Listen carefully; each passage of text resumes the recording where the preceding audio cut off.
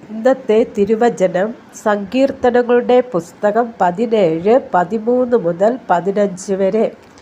യഹോവേ, എഴുന്നേറ്റ് അവനോടെതിർത്ത് അവനെ തള്ളിയിടണമേ.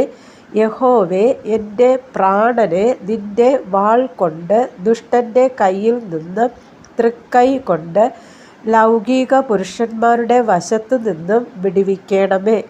അവരുടെ ഓഹരി ഈ ആയുസ്സിലത്രേ. നിന്റെ സമ്പത്ത് കൊണ്ട് നീ അവരുടെ വയറു നിറയ്ക്കുന്നു. അവർക്ക് പുത്രസമ്പത്ത് ധാരാളം ഉണ്ട്. തങ്ങളുടെ ധനശിഷ്ടം അവർ കുഞ്ഞുങ്ങൾക്ക് വെച്ചേക്കുന്നു. ഞാനോ നീതിയിൽ നിന്റെ മുഖത്തെ കാണും.